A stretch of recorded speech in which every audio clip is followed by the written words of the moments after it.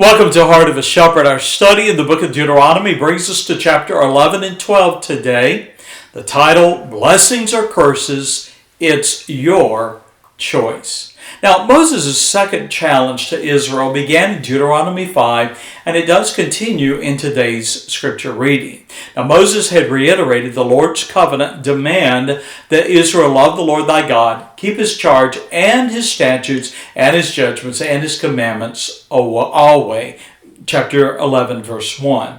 Now, the detailed explanation of God's covenant with Israel will continue beginning in chapter 11 all the way through Deuteronomy chapter 26. For right now, let's consider Deuteronomy 11 and 12. Now, in Deuteronomy 11, we have a covenant promising blessings and curses. And so in verses 2 through 6, we have the great works of the Lord.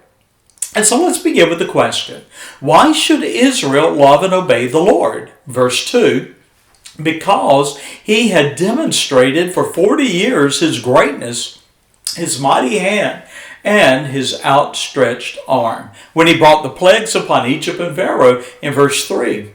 When he parted the Red Sea, he permitted Israel, in verse 4, to pass through on dry ground. And then he sent the waters upon the Egyptians, drowning them along with their horses and chariots. Now, in verse 6 again, when Dathan and Abiram, the sons of Eliab, rebelled, the Lord judged them and their followers. And we read, and the earth opened her mouth and swallowed them up, and their households, and their tents, and all the substance that was in their possession in the midst of Israel. Another reminder of the conditions of God's blessings and curses is recorded in verses 7 through 15. Now, Moses reasoned that they were compelled, Israel, to keep his commandments because the people had seen all the great acts of the Lord which he did. They were reminded that their strength, prosperity, and longevity as a nation were directly related to their obedience to the laws and the commandments. Verse 9, if they obeyed the Lord and kept his commandments, Israel would inherit a land that floweth with milk and honey. Now, nevertheless, in verses 10 through 17, the promise of God's blessings was conditional. In verse 16, if the people turned from the Lord and worshipped idols, we read in verse 17 that his wrath would be kindled against them. He would, quote, shut up the heaven, that there should be no rain, and that the land yield not her fruit. And so that challenge is followed by a solemn charge. Verses 18 through 32. Now the people were, once again, in verses 18 and 19, reminded that their covenant responsibility was to obey the commandments and teach them to their children. If they obeyed the Lord's commandments, he promised in verse 27 he would bless them. Conversely, if they disobeyed, he would curse them. Verse 28. Now, Deuteronomy 12, briefly. It could be argued that Deuteronomy chapters 5 through 11 served as the preface to the statutes and the judgments that are recorded in Deuteronomy chapter 12. Now, after presenting the people with the choices and consequences of obeying or disobeying the Lord, Moses revealed the prohibitions. He emphasized that the Lord required the tabernacle to be the central place of worship. And so consider with me verses 1 through 3 of chapter 12, where we have the command to destroy all idols and places of idol worship. And so Israel was commanded to destroy all the idols, every place of idol worship and sacrifice. There were no exceptions.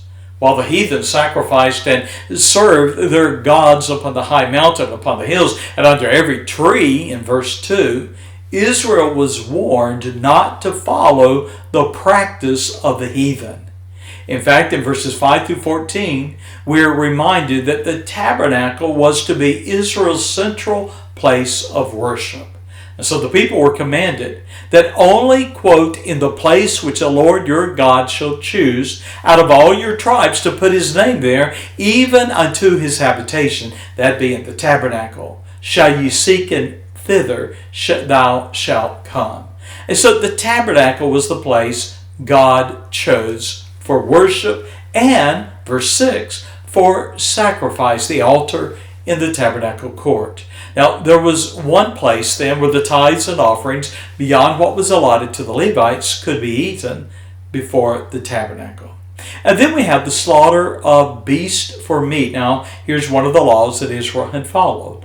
Offerings and sacrifices were to be given only at the tabernacle. However, due to the geographical distance of the tribes from the tabernacle after they arrived in the land, animals slaughtered for their meat would no longer be brought to the tabernacle as it had been the law in the wilderness. Nevertheless, all sacrifices were to be offered at the tabernacle, which was the place which the Lord thy God hath chosen. Verse 21.